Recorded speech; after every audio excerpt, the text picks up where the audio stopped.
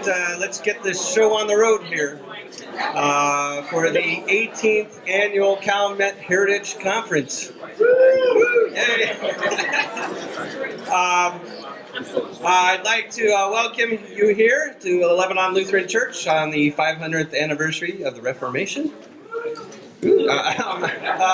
It's entirely appropriate that we're here today. That does mean we have to be out of here at 1 o'clock. We assume that there's some event associated with that going on here today. So we're going to keep on time today and have a nice brisk conference and get out, have lunch and get out and have our tour, and we'll have a great day here today. This year has been a year of transition for the Calumet Heritage Partnership. We've been an organization working on a vision for a Calumet National Heritage Area. As many of you know, we completed a feasibility study on a national heritage area for the Calumet region, and to update you on what's going on with that very quickly, we submitted it to the National Park Service this summer, and they've gotten back to us with feedback, and the feedback was very good. There are some things that need adjusting and revising, and we're going to do that, or we're doing it right now, and we're going to resubmit and take care of the concerns that they had. So the feasibility study is well on its way to being completed, and of course the next step is to get Congress to declare us a heritage area. But regardless of that, we're going to be a heritage area because we already are a heritage area, right? Yeah. I mean, that, if you read the feasibility study, that's what the last sentence says. And so that's what we're transitioning to this year, to being an organization working on a vision of a Calumet National Heritage Area to one that is about being a heritage area. And that's quite a transition to make. Towards that end, I have some announcements to share about the creation of 2 Calumet Heritage Area groups. They are subgroups, committees of the Calumet Heritage Area who share a common interest in a particular topic or just a common interest. And we're hoping that they'll facilitate events and create initiatives to further the mission of the Calumet Heritage Partnership and a heritage area. And we have 2 groups formed as of now. One is the Galleries, Museums, and Local History Group. They've organized a panel today, and one of their first projects may be a traveling museum exhibit. So if you're interested in getting involved with that, talk to Madeline Tudor. Last January, we announced that the Calumet Stewardship Initiative would be merging with the Calumet Heritage Partnership, and today I'm pleased to announce the formation of a second CHP group, the Calumet Stewardship Initiative of the Calumet Heritage Partnership, which is a lot of words, but we'll just call it CSI for short, right? As we always have. Anyway, they've planned a networking and relaunch event on Thursday, November 16th from 3 to 5 p.m. at the Hammond Environmental Center. There's been a registration email going around. This just happened yesterday, and we'll try to get some a link up on our website.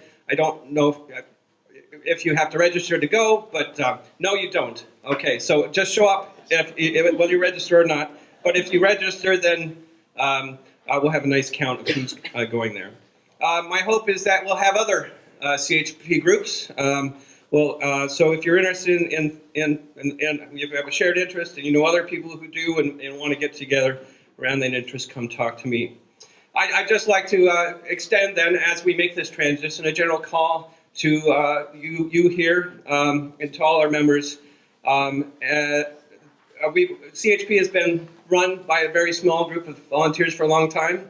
And I think to be a heritage area, we need to draw more people in. And so if you're interested in planning a talk or doing a project that might need some support, we don't have a lot of support right now, but if you're interested in creating new things, come talk to me, and we'll see what we can organize. We also will have some vacancies on our board of directors next year, and Mark Bowman is the chair of our nominations committee. So if you're interested in serving in that capacity, please also talk to him.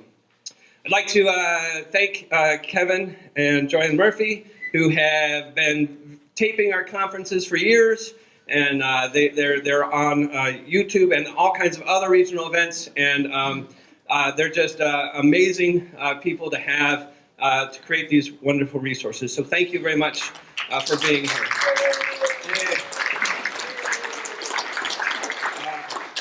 They're working on some really interesting projects that I'm sure they'll be happy to talk to you about as they come to fruition. We have some acknowledgments to make. First, if you notice, many of you may have noticed that I'm not Mark Bowman. We have made a transition in leadership. Mark was president of CHP for about a decade, and I became president last January. So I'd like to thank him for all his service to the Calumet Heritage Partnership and to the Calumet region. It's truly been invaluable, and we wouldn't be here at the 18th Calumet Heritage Partnership Conference without him. So Mark, there he is. Thank you.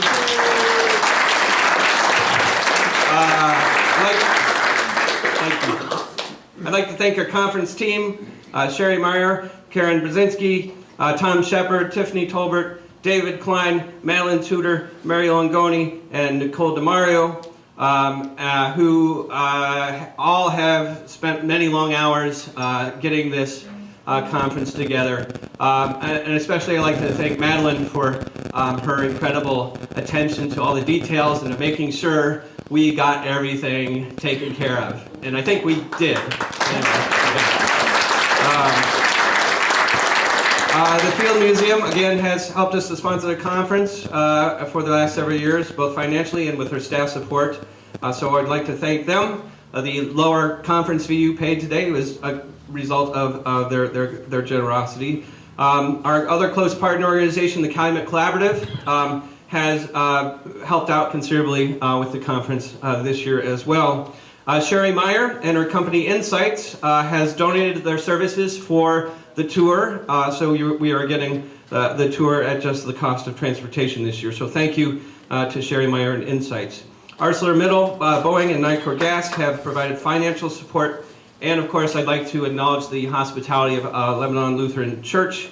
It was really important, I think, for us to hold the conference here in Hegewisch this year, where years ago so much of what we're doing now started, and I think you'll see that as we go through our program today.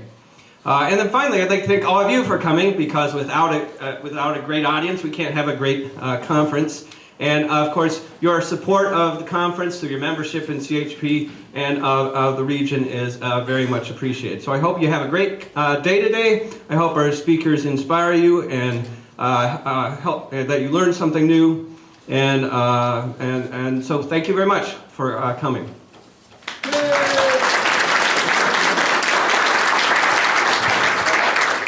I've got, for the speakers, I've got some signs here, and various people will be helping you out with time. So we'll keep track of that.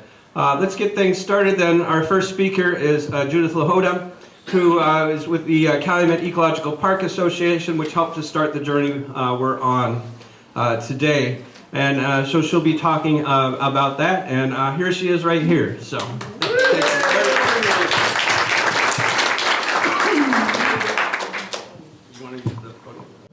Good morning. My name is Judith Lahoda. I'm the president of the Calumet Ecological Park Association, and for short, SEPA. So you'll be hearing SEPA coming out of my mouth, so you'll know what that is. Before I start, I would like to introduce my Indiana vice president. She's passing out our pamphlets back there. I need for everyone to have it because there's a great map on the inside I'll be referring to. We're a bi-state group, and we were formed in 1993. However, I would like to tell you how this all came about.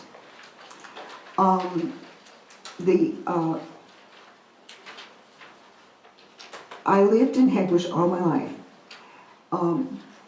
and my grandparents came from Poland. Both sets of grandparents came from Poland, and they settled in this area And my husband also lived in Hegewisch all his life. And so we brought up our children here in this area. So we're very familiar with everything here. When I was young, I'd be on my bicycle, going to a lake, going to the park. My husband was in the prairies a lot. As a Boy Scout, they picked, I forget the name of the weed. They picked weeds that had silk in them, and the milkweed. Okay, thank you. I'm not a biologist, or botanist. So, as it turned out, I became an accidental advocate or activist. And so many of the groups became activists by accident. So I'd like to tell you how my story came about. After marriage, of course, we had some children, and I got active with the schools. And when my children got into high school, they couldn't use the local storefront library. It didn't have the books they needed. So there came a time when they were going to even downgrade it to a did you want to say something? Oh. They were going to downgrade the library. And the children in this area had very good grades. They were comparable to the suburbs. So I was in a homeowners group at the time, and I brought that to them, and they said, oh, we've got to do something about this. So we got together a committee from the whole Hegewisch area.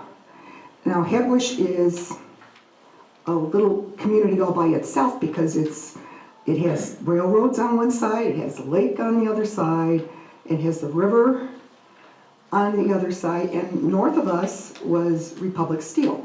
And my father worked at Republic Steel, and I worked at Republic Steel before I got married.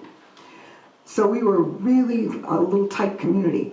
So when we started advocating for the library, we met other groups, people from the east side. I did go to high school on the east side. So we used to go to the east side and South Chicago, so this whole area. Plus, most of us went to Indiana.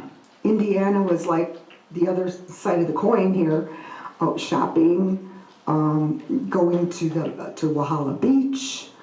And then, of course, when we had a big doing, we wanted to go on a bus tour or go for a big picnic with a group from church. Where would we go? Marquette Park, Indiana Dunes. So the people in this area, especially East Side and the Hegewisch area, were always in Indiana. So being a bi-state group was nothing new to me. Many of my relatives were in Indiana. Okay, so then we were advocating for the airport, and about 1989, it was middle of winter. It was cold, and they had to put up a tent. And we had groundbreaking for a new library, huge library. The storefront was about 1,000 square feet. This was going to be 10,000 square feet. And hopefully you'll be able to see it as you go down 130th Street if you go past it. It's a huge building. They did build it. So then a couple months after that, there was an announcement from the mayor that they were planning on building Lake Calumet Airport. Not Lake Calumet, Calumet Airport, right over Hegewisch, Burnham, East Side, and even into Indiana. Well, you wouldn't believe the outcry.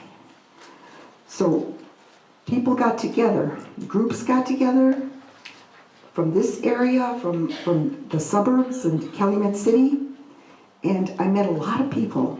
And that's where I met Marion Byrne. Everybody knows Marion Byrne. Well, I got to know Marion Byrne. And she brought along Dr. Landing. Dr. Landing was a professor at Illinois University in Chicago. And he was a great birder. And he was very interested in saving what was left of Lake Calumet. He had a Lake Calumet study committee, which Marion Byrne eventually got on after she fought a bus barn that was going to be built in her backyard practically, where her kids played ball, and that's called the Glen Prairie. Well, they renamed it after Marion, and you'll be able to see that in the back. I've got a board back there with some pictures. So that's where I met Marion and Dr. Landing, and I met a lot of other people. And then eventually, the Friends of the Park, Friends of the Forest Preserves got involved, the city of Chicago. So I was meeting a lot of people. And, you know, I only know where I came from. It's an accidental. But I found out I could do a lot. So it took a while for us to fight the airport. But people, including my aunt and uncle, who were in their 60s or 70s by that time, the seniors were out there picketing and going to meetings. So it took, let's see, we had groundbreaking in '89. They announced it in February of '90. By the time the library was actually built, and we had an opening in 91, so the library was opened for almost 6 months to a year before they finally said, okay, we give up. And we defeated the library. So we all breathed a sigh of relief. But Marion and Dr. Landing came in and started showing us what we had. And what we had was wonderful. We had a lot of open space. We had a lot of water, a lot of birds. It was premier birding area. The Calumet River was the flyway. So we were learning more and more about what we had. I thought I knew a lot, but I had a lot to learn. And one of the things we did that really impressed me was go down the river through the locks in a boat. I had never done that before. You just go, you see it when you go over the bridge. Many, many bridges. And I was amazed to see what man had done in the early 1900s. Things were starting to go by the wayside, but they still had the iron unloaders, and they still had the big bridge over the lake, and many bridges, for cars to go over. So we formed SEPA in '93 after the airport was defeated. So we went on to have a lot of tours and people coming in to teach us about what was going on. A lot of history tours. I love the history tours with Rod Sellers. Wonderful history tours. So then we started to talk about a feasibility study. By 1998, the feasibility study was done. And that's where I wanted you to have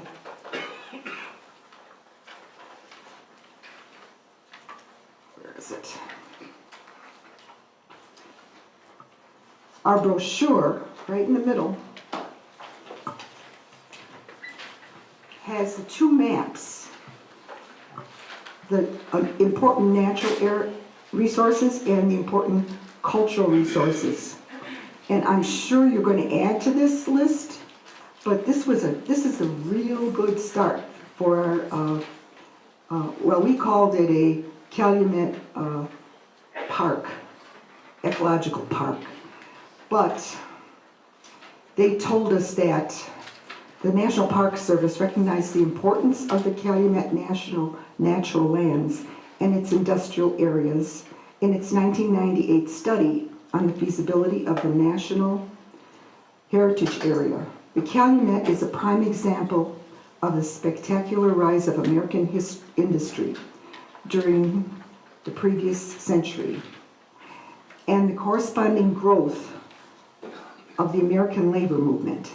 It is at the same time a recreation area in a wetland and a prairie haven. But they said that they could not advise it to be a national park. Everything is scattered, even though Dr. Landing wanted to just go where the waterways were and do this, on either side of the waterways, but it just wouldn't work out. So I'm so happy that CHP was formed, and we're going toward the heritage area, because I think it was meant to be. Now, as SEPA, we did stay together after that happened, because there was a lot to do in the area, and so many groups do this. They watch what's going on in the area. If it's not right, we protest. We've attended so many study programs and contributed to the studies that the city of Chicago did 2 studies, open space study and land use study. And I have the books back there if you want to see it. And this was all approved by the city council. So we keep going back to that, you approve this, you approve this. So we kept going on, getting a lot of educational tours, doing conservation work. And then we had another problem. 2010, a regional shooting range was proposed for police in the whole region. City of Chicago wanted to do this. And they were going to put it right next to the Calumet River, a section that was right next to one of the spaces in the land reservation in the city studies. So we started petitioning that. Now the land belonged to MWRD, Metropolitan Waste and Recreation, Metropolitan Water Reclamation I cannot get used to it. MWRD, but just, yes, most people understand what that is. So we started going to their meetings to protest this.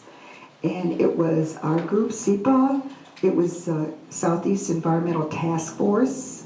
They're also in Headwish, maybe going by their office. When the City of Chicago, the Department of Environment started to work, they actually used that as their spot to have meetings.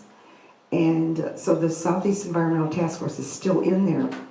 And maybe you know Suzanne Melick and Nicole Kamens.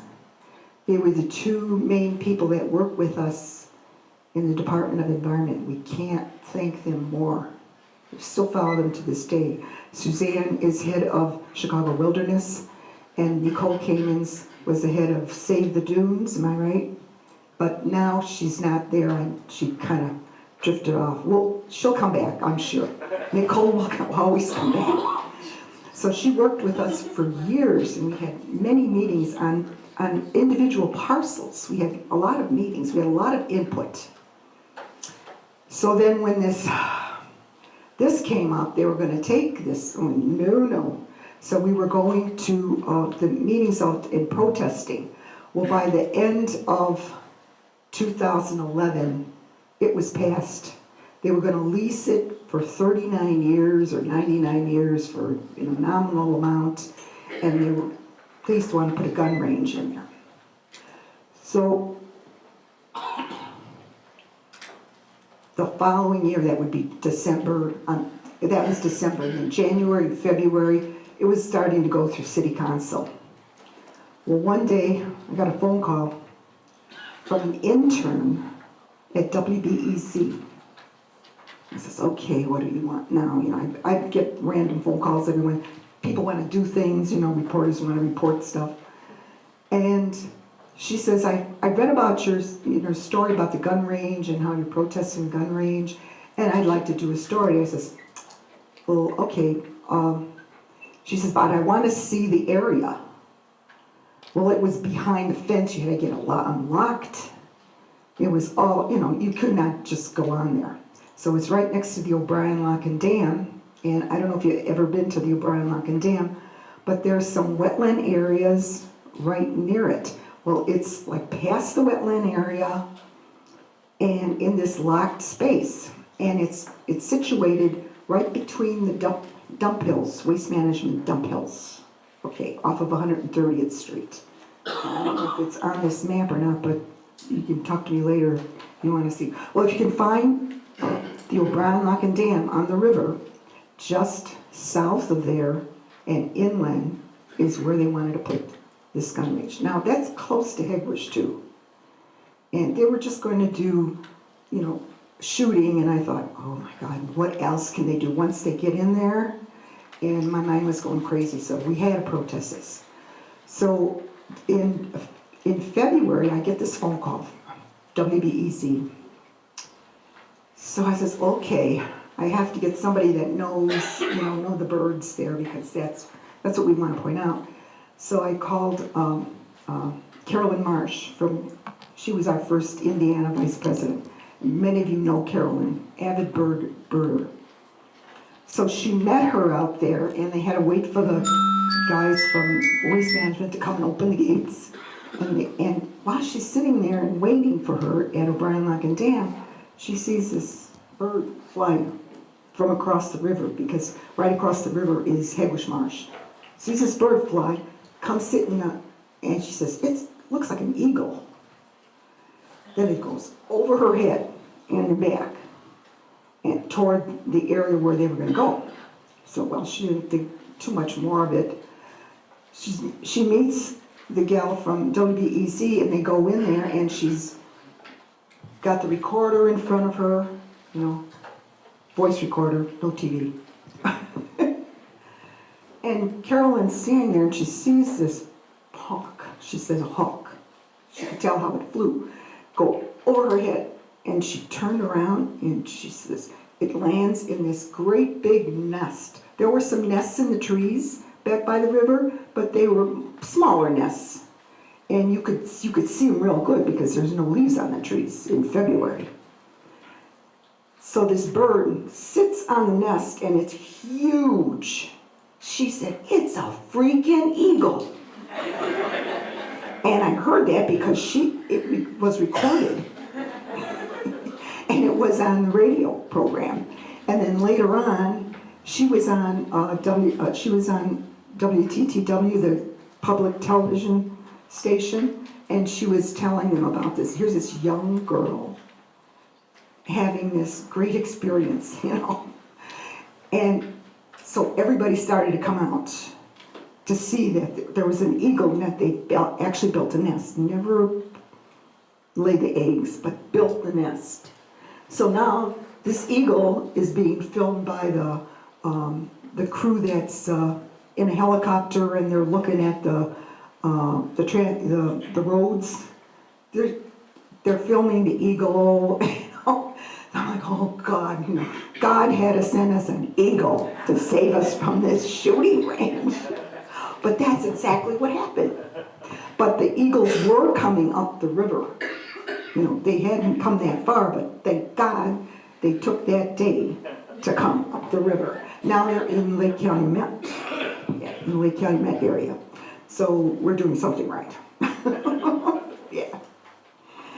So anyway, our group is still together. And I do have a board back there to show you some of the history.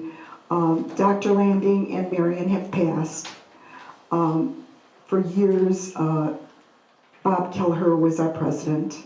He was the longest, actually, for 12 years. And then I took over after him. But I've been on the board and involved in this group since it began, since we almost didn't get our library. And there's so many groups out there that are like us. We're not professors, we're not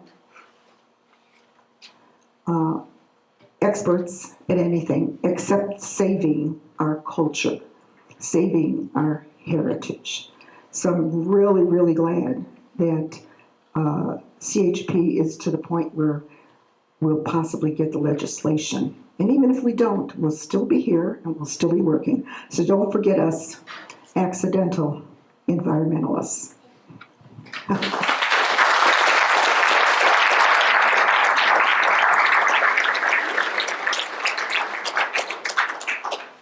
Was there any questions?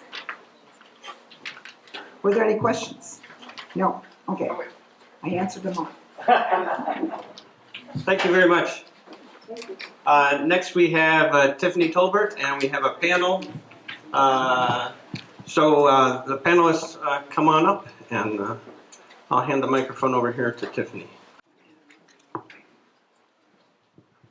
Good morning.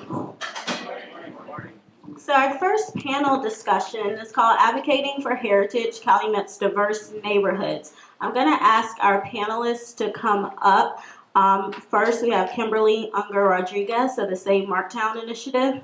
We also have Jessica Renslow from Miller Spotlight. And if they will come and just join us right up here at the front, I will pass the mic to them. And they're going to be discussing... Oh, and we do Cheryl Johnson right on time. No one likes to. And we do have Cheryl Johnson from People for Community Recovery. And our panelists this morning are going to be there, all community leaders in their respective neighborhoods, and they're going to reflect on their past and current work to protect these communities, preserve their cultural heritage, and restore nature in the Calumet's diverse neighborhoods. If you have a chance, the bios for all of our speakers are in your packet, so I won't read them, but all their information is there in your folder, and feel free to look through it as you have a chance. Also, as we go through the day, all our speakers will be mentioning places, and we will have a chance to see a lot of these places in the afternoon on the tour. So we are going to come full circle, and so that's really a great opportunity you have to experience the places they're going to talk eloquently about. So I'm going to pass the mic to them. I'm going to ask you to hold your questions until, we have a mic right there. I'm going to ask you to hold your questions until the end, and each speaker will go and tell us what you want to tell us about the work you're doing, and then we'll round up our panel with questions from the audience and discussion amongst our panelists. Okay? Hello, my name is Kimberly Unger Rodriguez. I live in Marktown. It's a historic Marktown in northwest Indiana. We're really being threatened right now as far as not being there anymore because BP is expanding and they're trying to buy up the properties, they say for green space, but I'm sure there's other reasons. A lot of people might call me an activist. I don't feel that. I just feel like I stand up for what I believe in. And my community means the world to me. I was born and raised there. My grandparents on both sides worked in, excuse me, two different steel mills. One was Inland at the time, and the other one was Youngstown Sheet and Tube by the time my father started there. The community means the world to other members also because their families are there, their children are there. My grandmother raised my mother. My mother raised myself and my three brothers. I had 6 children and raised them all there, and most of them reside in the community still. It's kind of nice. And one time we had, during election time, there was a man running for sheriff, okay? And he knocked on my door, and we talked to him, he talked to my son, and he went about, going up and down all the streets. And when he went to my other son's house on the other side of town, the son he spoke to at my house was over there. And he said, "Do you guys have tunnels over here? How did you get here?" Well, if you know the community and the neighborhood, it's easy to get from one place to another. There's yards that you can cut through that, they have gates there. It's what they're there for. It's for you to, everybody knows everybody. A very nice community. We have I'm worried with the BP expansion because we really don't have a lot of protection. So I go around and do what I can to see who I can get to help me save our community. We've lost some buildings because we were not protected, but hopefully, I don't know, if I talk enough and bother the right people, you know, maybe someone will take an interest in the community and we can move forward from where we're at now. I'm not a group. I run the Save Marktown page. If I need someone to help me, I'll post that in the group, or if like today when I go home, I'll post that I was here, and hopefully somebody is listening. That's all I can do is ask somebody to listen and help me move forward, because I have this book, and this is only of our 50th Jubilee. Recently, though, this past summer, we celebrated our 100th, our centennial. But this is one of the reasons that I feel Marktown is worth saving. I mean, there's so much history. We're there for the steel mills, you know. If it wasn't for the people that lived in those homes and worked at the steel mills, I don't think they would have stayed. You know, people would have moved on to find somewhere else to go. I just think we have so much important history as far as our steel, our family, friends, even our buildings.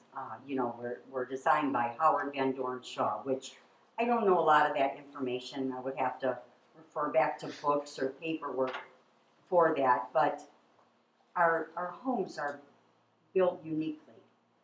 So I don't know, I love my community.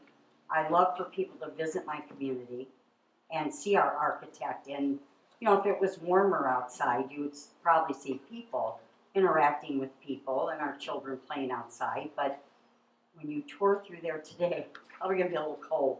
So I don't know how many people you're going to see out. But in the summertime, it's totally different. Everyone kind of knows everyone, even though we've had a lot of people move. There's been a lot of families that have moved on because the mills weren't as strong as they used to be, and their children found jobs other places. But in August, for our 100-year celebration, we had people coming from Texas, California, and I believe the one from California, my very dear friend who grew up in Marktown, she got the plaque for the farthest travel. Okay, so we had so many people there, and it was so good to reminisce about when we grew up, because things have changed. You know, but things have changed everywhere. And I'd like to think that we could start changing for the better. And if people would help me and listen, and they'll see the uniqueness that I see too, or the warmth, because we do have a lot of warmth. Okay, I guess I'm done. Thank you guys.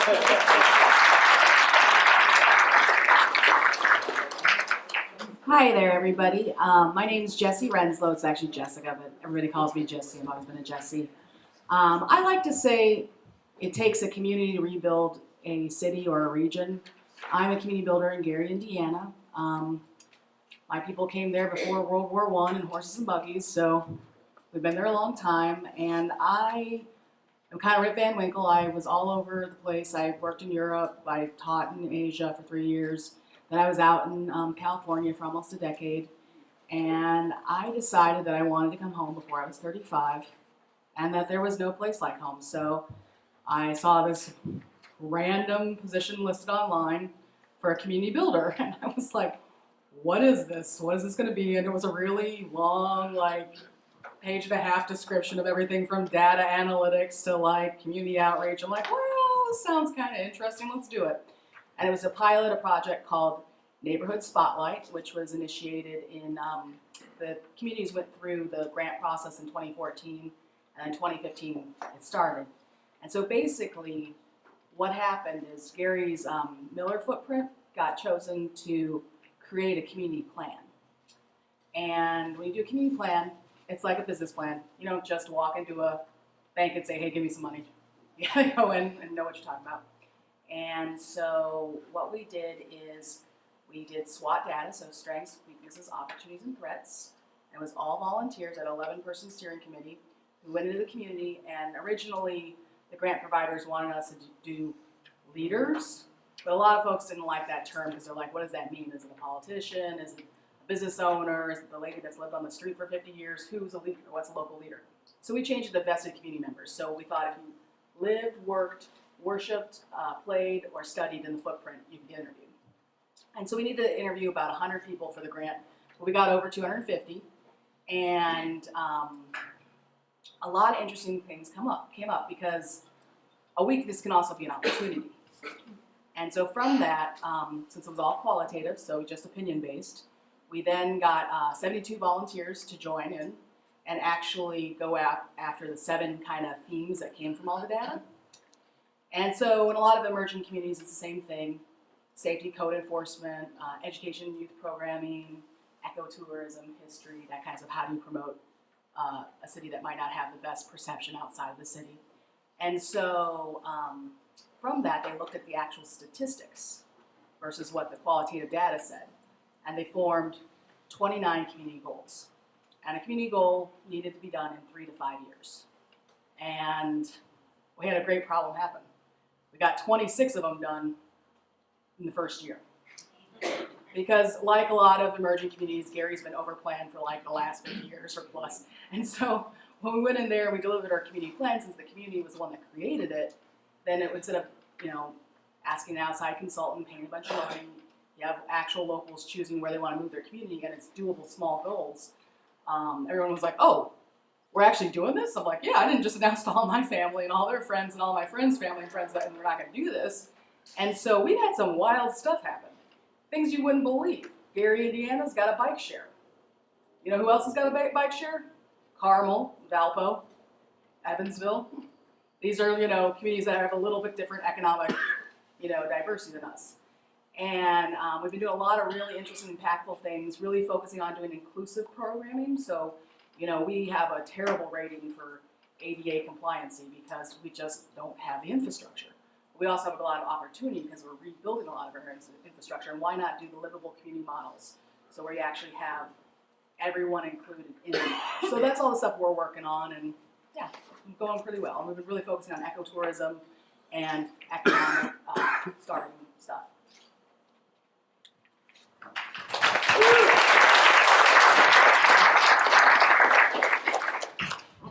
Good morning, everybody. And I really like to apologize, but I was walking my dogs, and one of my dogs cut his paw this morning.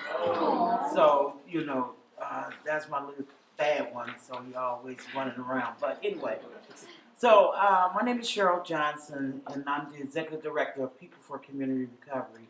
It's a community-based organization that's located in Allgale Garden, just west of here. And it's a public housing development that's been in this area since 1944.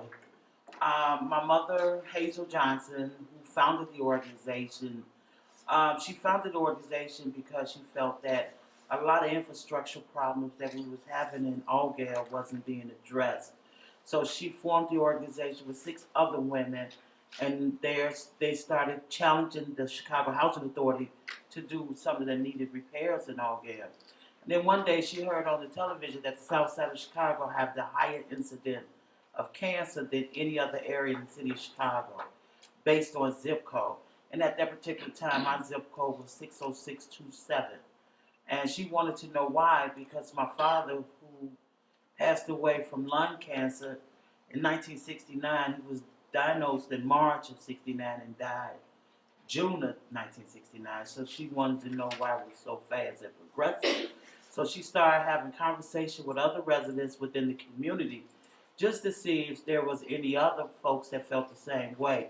And from her surprise, she learned that a lot of people in our community, even down to children, had contracted cancer or was in remission of cancer. And she started calling around to different agencies in the state of Illinois and in Washington, D.C. just to find out about what was going on and why the cancer rate was so high in that area.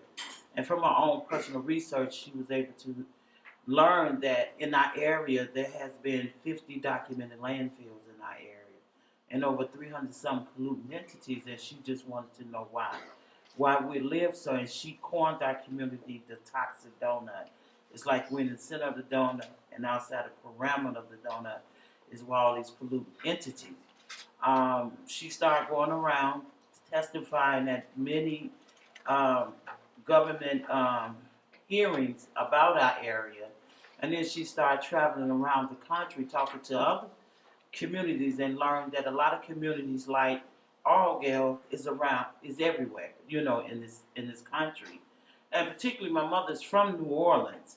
So she knew a lot about the petrochemical where they call Cancer Alley down in that area because she didn't live too far from that area. So she just advocated for the right for the community to know about what was going on in their community. And I have to say this because when the United States Environmental Protection Agency was erected, its mandate was only to work with academic institutions and to regulate industry. But it didn't have any jurisdiction on the impact that this industry had on community. So therefore, community groups and community organizations could not get information or resources from EPA until President Clinton signed the Environmental Justice Executive Order 12898 in 2000. I think it was 2000. No, I mean not 2000. 1997, 96 or something like that. I'm thinking because in 2011 my mother passed away. And for her to be involved with that whole movement to get environmental justice, at one point we was calling it environmental racism because we was learning that most of the black and brown communities around this country had bear the burden for the most toxic facilities in their community, and even the I'm kind of bad with names and stuff, but Charles Lee had published a report about toxic waste and race, and it was able to document all around the country that most of the brown and black communities bear the burdens of most environmental hazards. In Argyle, we also learned that the Chicago Housing Authority, when the Commonwealth Edison decommissioned those transformers that used to be in the sky, they was lubricated with PCBs. And in our community, one of our managers allowed for Commonwealth Edison to dump barrels of PCBs in our community. They dug a hole in one of our storage areas and poured thousands and thousands of tons of PCB in our soil. And we was able to get, and CHA knew about it for like 26 years but never did anything about it. So we was able to force the Chicago Housing Authority to clean up the PCB. And they only wanted to go like 6 feet into the soil. And we demand that you go farther down in the soil, and they ran up removing 20 feet of soil to where it was hitting the water table. And so the mayor at that particular time was Daley, and he told them to just concrete in a captain and pour new soil over there. And I was really concerned about the PCB because if it been in our community for over 30 years, and I've been a resident of this community all my life, and it grew up with me. And I'm not the same size I was when it first came into my community. So I was telling them, you need to test where there's no detection of PCBs in our community because it grew up with me, and I'm not the same size I was when I was born. So, and so one of the things that in my community we have multimedia exposed. We got air, water, and land. EPA did a report that says that there's 19 miles of waterway that surrounds Albany, but 11 miles of it is not fit for human consumption and recreation.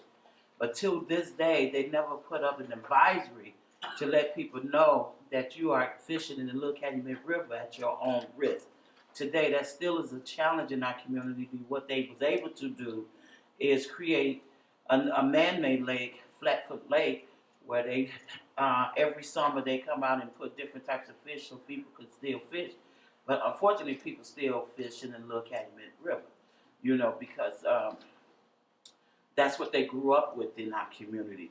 So when my mother used to work also at that particular time with President Obama, He used to come up to our house and sit at my mother's kitchen table, and they did a lot of organizing. They did expansion of a library in our community, and he also removed the fiberglass that was used as installation in our attic. I know that many people, in his book, he said that it was asbestos. My mother in heaven, and I don't want her to come from heaven and slap me in my face and say, "You tell the truth." It wasn't asbestos that he worked on. It was the fiberglass installation that was used as installation in our attics. But that's just as hazardous as asbestos also. So we was able to get the Chicago Housing Authority to remove those environmental hazards at our community, but most importantly, we train residents to be workers to be able to participate in the removal of those hazards in our community. We do a lot of environmental training in our community as a means to educate the community about the environmental hazards around our community. But there's also opportunity in that. And so today we are working with the Chicago Housing Authority as partners. Could you believe that? Because we used to always fight them, and we're proposing for our community to become a solar community. So right now we're working on a curriculum to be able to train residents to become solar technicians or installers. So we hope to be able to get this type of training up and running by mid-March of next year, because here in the state of Illinois, they just passed the Illinois Future Energy Job Bill, which gives those opportunities for low-income community to benefit from some of the energies that's going to be created from solar. And we're looking at the opportunity to look at that workforce development that is going to be created as a result of that. Because one of the things that I understand about all the stuff that we talk about when it comes to environmental hazards in our community, we're part of the problem, because we're the consumer. And one thing is clear to me that I learned over the years of doing this type of work, that pollution don't go to heaven, y'all. Whatever goes up must come down, and we have to be responsible for those toxins that are being created because of our consumerism for this stuff, because we are demanding this type of stuff. And we need to change the way, we need to change those practices. We've been recycling ever since the recycling era has even started in the city of Chicago. And we was able to get the Chicago Housing Authority to contract to do a buyback recycling program. And this program been going on for at least for over 20 years. And one of the things that we learned, that communities like ours, because of the buyback program, is one of the highest recycling communities around the city of Chicago, which is a good thing. But we're trying to reduce our carbon footprints, but there's a whole lot that we need to do. And there needs to be a lot of advocacy from the public to demand from our elected officials that we need to have safe practices for where we work, live, and play, because it's important. Even though we are doing well as far as doing some environmental cleanup, but the public health is at its highest. We still got a lot of kids that are suffering with respiratory problems. We still got a lot of things that we need to try to change that is having a negative impact on everybody's health, because pollution may have had discriminatory practices in the citing of it, but pollution don't know any boundaries. It just doesn't stay there. So as long as we become educated and informed, we need to advocate for better practices in this city. So, thank you.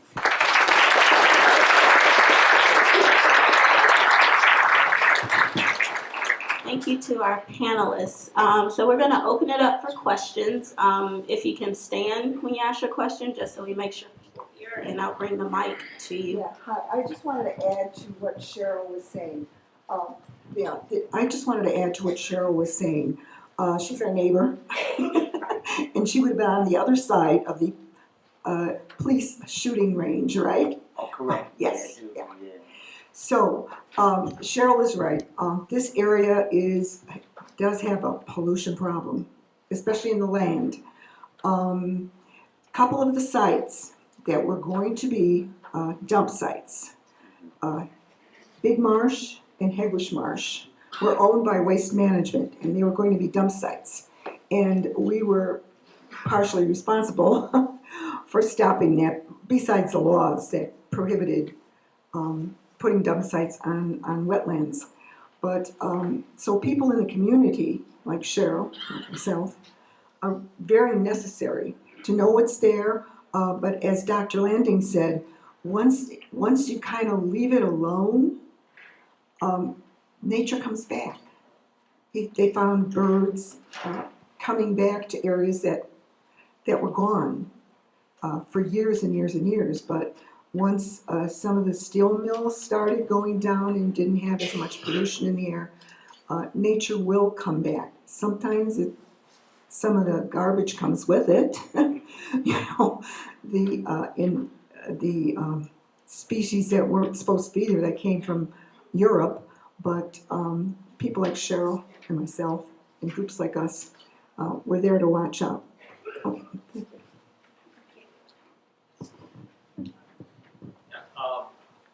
This is for Jesse. Hi, Jesse. When you were speaking, there was a South Shore that went by, and I thought and I thought that it might be appropriate, since everybody here might not be familiar with the very exciting project that's going on in Miller, or will affect Miller, that dovetails very nicely both with ecotourism and with economic development. So when you talk about community advocacy, something big that's happening with us is our train station is getting redone. And originally, so Gary's unusual that we have 3 train stations. We have 3 South Shore stations, one by the airport, one in downtown, and one in Miller. And Miller actually used to be a little small town before it got annexed into the city, so it's got like kind of a actual, like, it looks more like a Main Street small town layout. And it's been there since 1851. And Gary was built in 1906. So we kind of have 2 what would be business districts. And originally the South Shore wanted to just take away both those stations and put them right by I-65. Mm-hmm. So,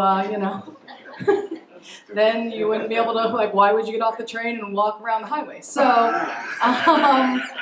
the community was not so happy about that, so we have some really active, great, one thing I've really got going for me is got some amazing volunteers, and so as you talk about, sometimes people become partners when it might start off a little bit more feisty, and that's what I work in. It's the buzzword for the grant speak now is collective impact, and basically I get everybody at the table, talk with each other, being nice to each other a little bit to, like, what do we actually want? Well, we want train stations redone. Okay, how do we work with this? And so by the time I come home, this project was already in the works, and it's really exciting because now we're getting to keep all our train stations. They're getting redone. They're getting double track, so actually you're going to be able to go from downtown Gary, it's going to be even like quicker. Miller, it's going to be about 40 minutes to the Bean. I think the Adam Benjamin station is supposed to be about 40. And so then they're also redoing some stuff with Michigan City. So we have a train station right now currently that is not accessible. I don't know how that happened because Ogden Dunes is accessible. I don't know why Gary's was overlooked. I don't know that backstory. I know my volunteers are not happy about that, but they're very happy about the fact that it's going to become accessible, that they've been listened to, that the plan is still in motion. I know there's still some questions with the environmental part, but that's how it all works together. That's how you actually implement a plan. You go from the planning stage on up. And so it's been in the works for several years now, and it's supposed to be started soon. The state did approve the financing now. They got to go with the federal level, but it's exciting, and to be able to promote active tourism, to promote public transportation. An interesting part about the Miller footprint is a lot of people view it kind of as an affluent community. It's not. We're very mixed income. We actually recently lost Walgreens because they stopped taking Medicare and Medicaid. And so we are now a pharmacy desert. And so a lot of the folks in my area actually only use public transportation. There are some people who are being green friendly and they're like, we're choosing public transportation. But we actually have the highest amount of people in a concentrated area in Gary that only use public transportation. So advocating for that, advocating for biking, that's been part of the process. And what's been really great is people have been listening. And they're like, cool, all right, well, let's work on our trails. Let's finish the Gary Green link. How do we make this work? And so that's actually been a really great process. Jesse, the transportation-oriented development footprint might Yeah. be interesting. I have some questions. Oh, yeah. Okay. Because she'll get to. Real quick point, I just wanted to say, Judy, wondered about where is Nicole Cambridge right now? And she's Nicole Barker and working on a double track project. Yeah, that's project. So, She's with Nifty. Yeah. We have a question in the back. Yes, my name is Harold Lucas from Black Metropolis Convention and Tourism Council. We came over from Chicago for the event this morning. And I have a couple of curiosities in regard to Jessica and also to Cheryl Johnson. I'm concerned about the loss of the authentic cultural experience of the African American migration to the northern city, specifically the Black Metropolis National Heritage Area in Bronzeville. The fact that the presidential library is going to be built, or they're planning to try to build it on private land in Jackson Park.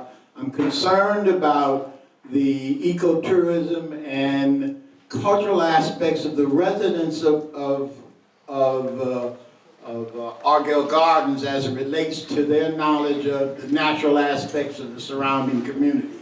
And I'm also curious about Richard M. Daley's role over in Gary, Indiana, in the development of that community and the loss of the African American population there also. So very clearly, we're clear on the name change of it coming to the Calumet Collaborative, which gives it a more regional aspect, but takes away from the South Lakefront region of Chicago, which is being regentrified, and low and moderate income African Americans in Bronzeville, Woodlawn, South Shore are being disinvested in while we change the culture of the real estate. And so we're very much concerned about that and here to voice our opinion on that, and would hope that the Calumet Collaborative would be more conscious of the diversity of African Americans in the Midwest region of Chicago and the South Lakefront of Chicago.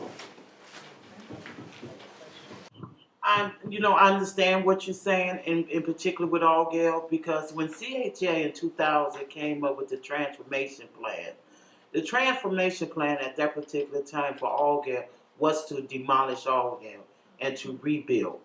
And we felt as community people that if they tear down and relocate everybody and tear down, we wouldn't have that opportunity to come back to our community with all these set conditions that they have applied to where they're calling other areas that they have torn down and redeveloped mixed income communities, in which public housing residents, we lost a lot of housing as a result of that.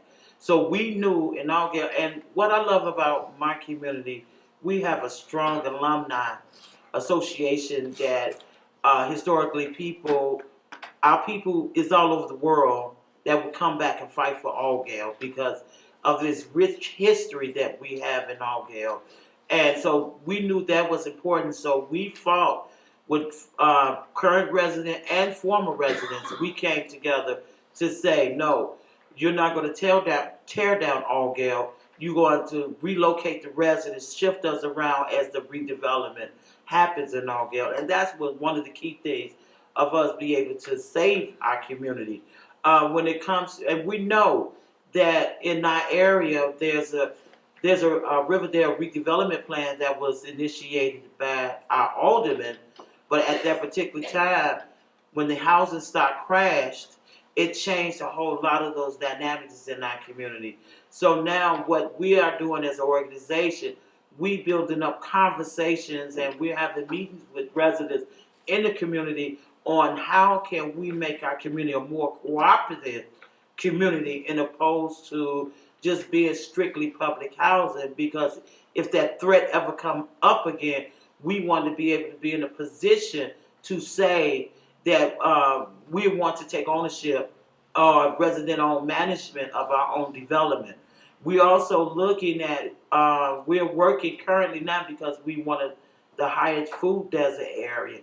So we got a group that we meet every Monday for the last 4 months, talking about building a cooperative food store for our area, and from a holistic standpoint, not just looking at food, but what other kind of entrepreneur business that residents can have within this structure to be able to make ourselves sustainable. We also know that CHA is going to create this solar farm. So we'll have a discussion as to how can the residents can have ownership or partial ownership into what energy is generated from this to be able to be sustainable. How can we manage that whole farm and taking it away from CHA? So we understand, because we know from that redevelopment plan that was planted, they was going to build waterfront properties right off the little Calumet River, and thanks for you guys to really been working to make that historical site for the Underground Railroad, in which you working to put statute and make that, a historical site. So we're looking at all those different aspects, and it's unfortunately that, a lot of our public land is being threatened to be privatized. And we must be vigilant to be able to save that, because that's not what it's supposed to be. Because it's really unfortunate that I just went to the beach this year, because I haven't been there in many, many years, that you got to pay for parking and even to go to the beach. And I just think that's kind of ludicrous for them to be privatizing a lot of public land. And we as people, we can change that.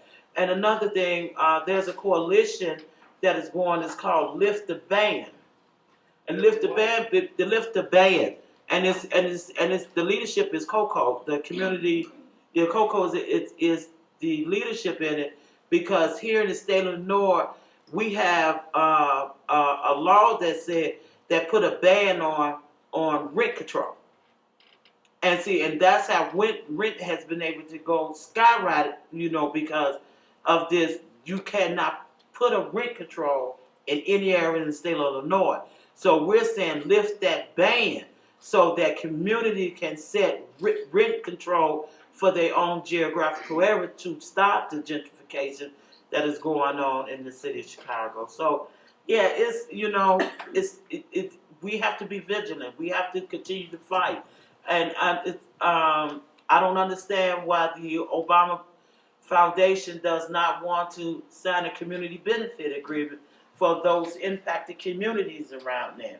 It's just unfortunately, but if you still got to put the fire to their feet, because they still have to come to the community. There's no reason for it. The trust is not there. Yeah. In the 8 years of the Obama administration in the African American community, specifically, when he got to Chicago in 1983, Right. we had Harold Washington as the mayor, and Chatham was the most stable African American community in the country. Right. Fast forward to 2017, Chatham has been destabilized, South Shore, all those communities have been destabilized, and the University of Chicago Associated Real Estate Agents are moving in, buying up the land as we speak right now. So, That is so true. we understand what's going on. We have to, again, thank you for your in-depth perception of what's going on in a very valuable migration community, which is Algale Gardens. So yes, gentrification is a big fear. And I'll give you some stats about Gary. So depending on who you talk to, Gary's between 77,000 and 80,000 people. We're 54 square miles. That makes us 4 miles bigger than the city of San Francisco, with 77,000 people in it. Now, also depending on who you talk to, between 50 to 62% of folks are paying taxes. Now, just do the math there when it comes to roads and schools. If you don't have infrastructure, if you don't have schools, there's ways to keep communities from getting back on their feet. And so we do need new population. We do need more folks. But how do you do that? How do you infuse a population without ostracizing your legacy residents? And that's at the point we're now. And I don't totally have the answer to that. We're working on it. We're all in flow. I'll tell you what, the majority of my volunteers don't look like me.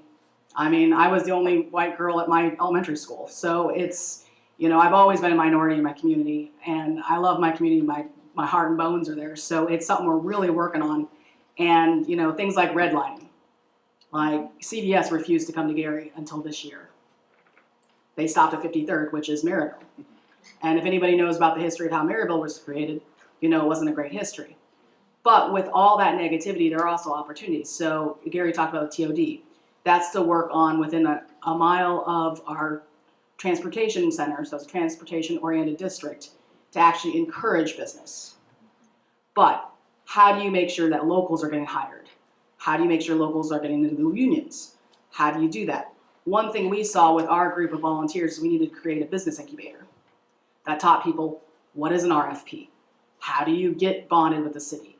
If you're starting a micro enterprise, how do you do that? Should you be online? Should you bring brick and mortar? Because what would often happen is someone might have, say, like the best bread making skills in town, and they'd go brick and mortar. So they'd open a shop before they knew like a good furnace guy and a good plumber. And so the furnace would blow up. And so they'd have this great shop for like 3 months and then it'd close. Or they do really, really well, and then another more affluent community would poach them. And we were kind of like joking that we were the first wives club. So we didn't want that to happen anymore. How do we, and especially having, keeping younger residents in the city. And also the other thing is people always talk about brain drain. But I'll tell you what, if my seniors left, I would be really, really in trouble. So how do we retain our seniors too? Because they're some of our best volunteers because they have time to volunteer.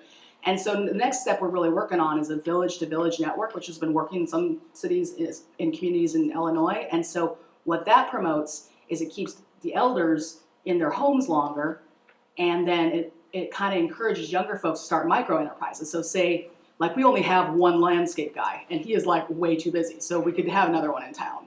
If you're willing to be the person who comes to people's house and be the beautician at the home, if you're willing to be the CNA. So how do we actually keep our legacy residents in, encourage younger folks to come and then purchase homes where they're servicing the community? So, it's going to take a lot of work, but we're working on it because we're kind of looking and following. We're seeing there's some really great things happen in Detroit, but some really bad things happen too. So learning from our kind of sister communities as to how to improve on that.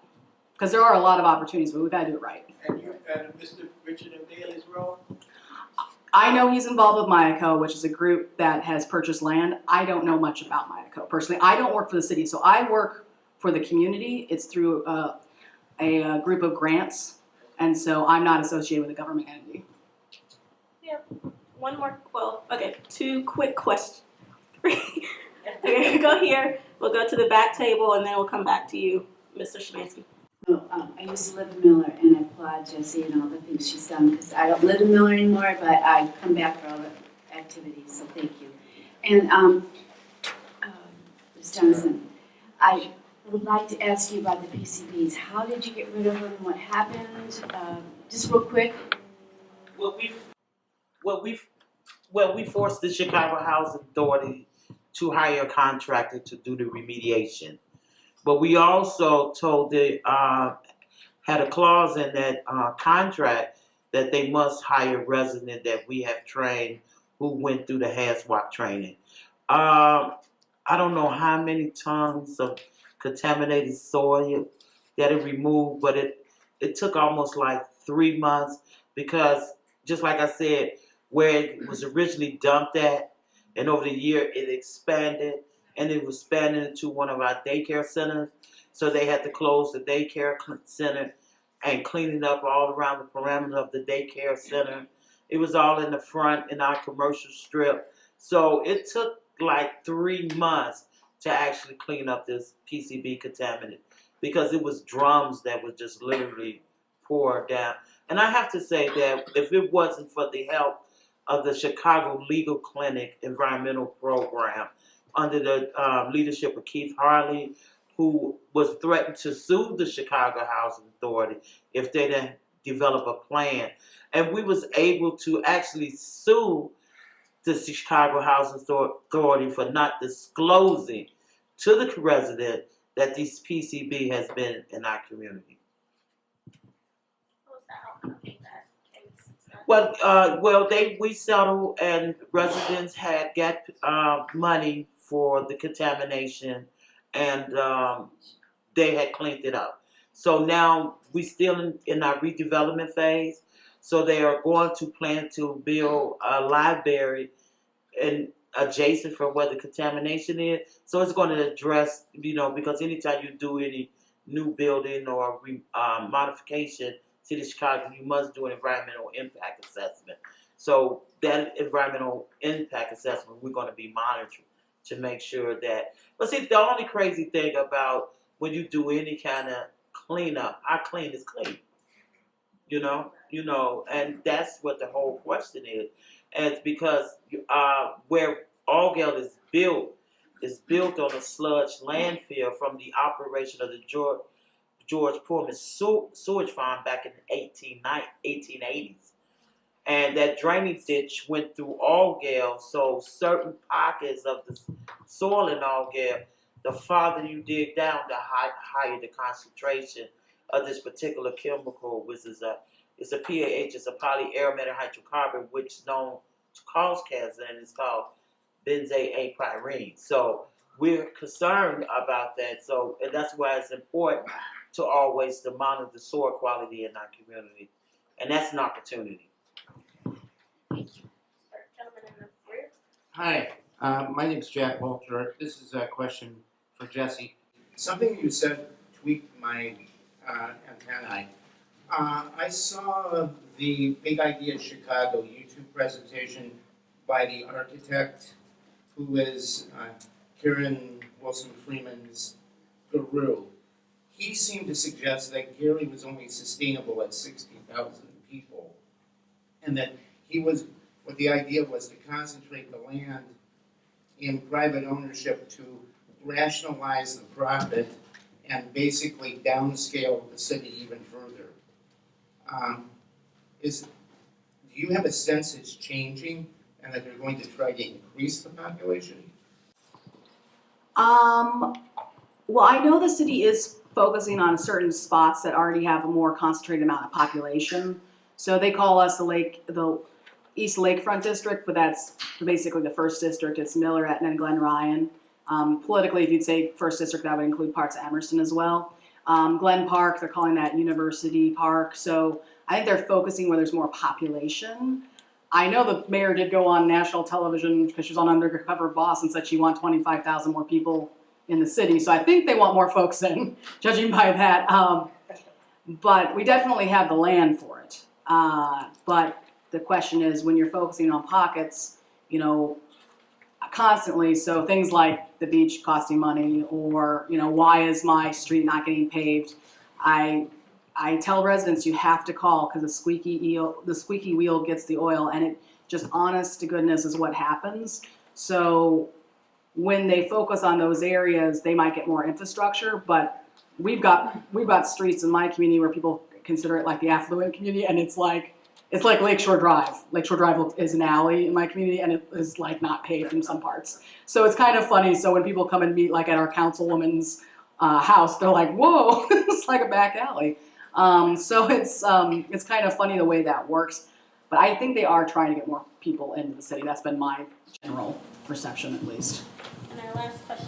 Yeah, my name is Mike Szymanski. I've lived in Pullman for 50 years. And I've seen all sorts of fears about gentrification occur. And it's, in some cases, illusionary. The reality is, how do you balance attracting the human resources necessary to transform your community and create an aspirational environment for the children, and yet you reject role models that want to move in and help? How do you really deal with this problem? I think sometimes gentrification is put out there as a big fear thing, when in reality you have good people who are committed to neighborhoods, who want to move in.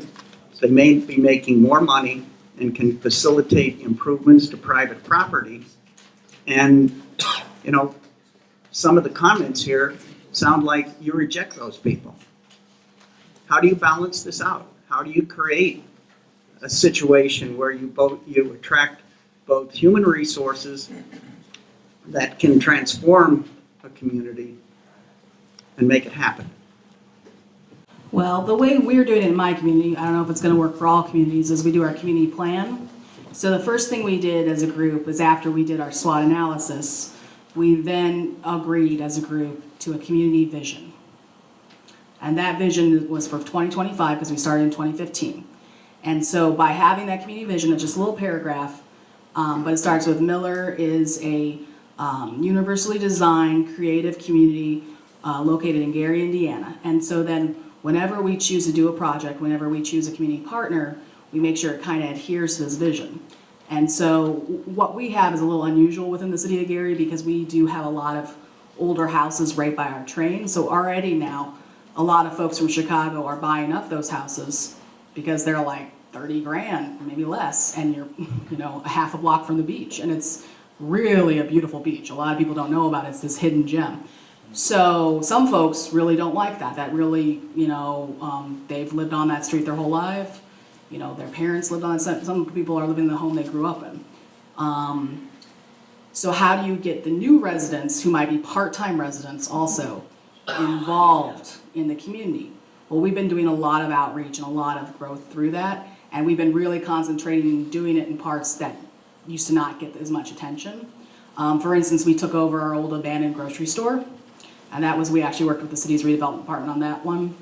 And what we did is we hired local artists, and we had them, we secured the building, and then we had them paint some nice fun stuff on it. But you don't just do a Band-Aid. What we do is functional, pretty, and curb appeal. So then we had a little side building there, and we opened a Build-A-Bike there. And so what that does is, well, first we thought it was just be for kids, but it was just whoever showed up. It's intergenerational. And our garden club, because anytime you see any flower within our community, that's almost totally usually done by volunteers. Our garden club did not have any space for the tools. So we got them to have some shared space there, and the kids, the kids and the adults do the bikes.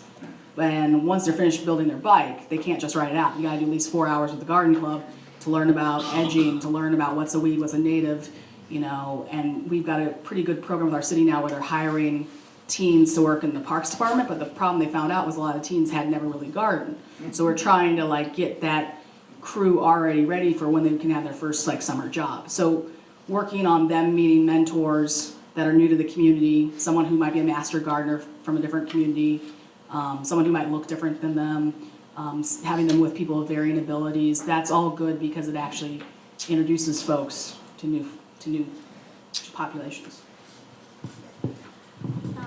Well, I want to thank our speakers. They're all doing wonderful work in their communities. And as a moderator, I guess I shouldn't offer my opinion, but a lot of great discussion on the issues affecting these communities. But I wanted to speak on the issue of gentrification for a minute, because I don't think any of the panelists are saying it's necessarily a bad thing, but it's how it's implemented. And it's one thing to say it's illusionary if you've never been in the position of being pushed out of a community or a member of a group of people that tend to be at that side of it. As also well as the use of the term good people coming in, it somewhat speaks to the people that are there not being good. So it's really about having respect for the community and its heritage, which is the reason we're here today.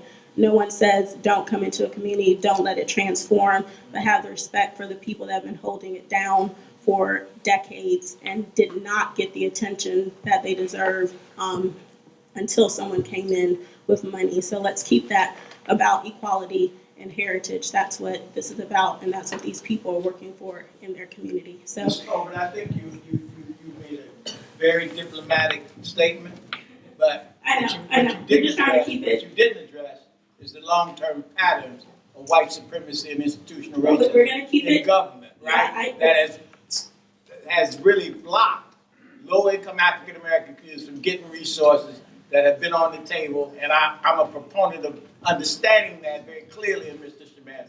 yes, and I agree, but I'm trying to stay modest, but that's a personal. You get where I get coming from. But let's just keep that in mind when we talk about our communities and how they're coming. So we're going to take a break and get ready for the next panel. There's still more refreshments there. Thanks, Kimberly, Jesse, and Cheryl. They were wonderful. And we'll be back in, let's say, 10 minutes for our next panel.